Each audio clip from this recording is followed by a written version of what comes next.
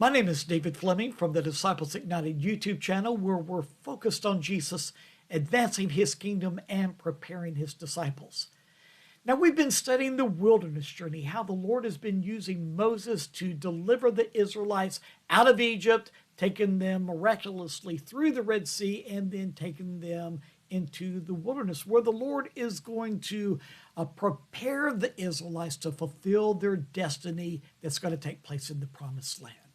Now, in yesterday's video, we talked about how it was in the wilderness that the Lord began to really seek to build a relationship with the Israelites as a body of believers.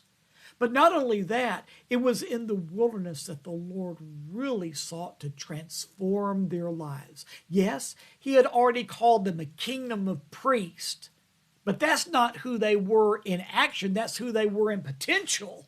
But in action, they were still idolaters. They were still grumblers. They were still cheats. They were a mess, just like many of us. When we give our lives to Jesus, we are forgiven, we're sanctified, we're justified. But the Lord still has some work to do in our lives, doesn't he? Well, let me share with you a powerful verse that I believe that's going to help you. We find it in the Gospel of John, chapter 8, verse 31 and 32. Jesus said, to the Jews who had believed him, Jesus said, if you hold to my teaching, you are really my disciples. Then you'll know the truth, and the truth will set you free. Well, see, in order for the Israelites to truly be changed, they were going to have to begin to hold on to the teaching that God was giving them in the wilderness. It was in the wilderness that the Lord gave them the law. That took place at Mount Sinai. But they had to hold on to the law if they were going to truly be transformed as God's people. Just as we need to hold on to all the teachings that Jesus has given us in his word. Hold on to Jesus through difficulties, just like the Israelites had to hold on to the Lord as they went from one difficulty to another, which the Lord said is victory to victory. But they also had to fix their eyes on the Lord. They had to follow the cloud. Wherever the cloud took them, they had to follow the cloud, just as we are told in the New Testament in Hebrews, fix your eyes on Jesus.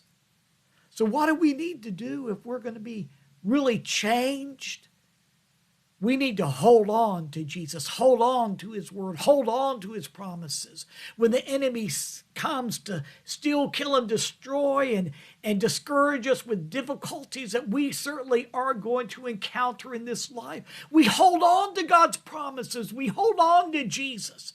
We fix our eyes on him and we follow him. And as we do so, we'll find that we will be transformed by his mighty presence, just like the Lord was seeking to do in the Israelites' lives when he led them through the wilderness all that time. Let's fix our eyes on Jesus. Let's hold on to Jesus.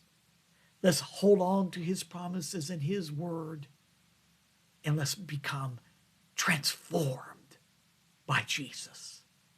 We'll see you tomorrow.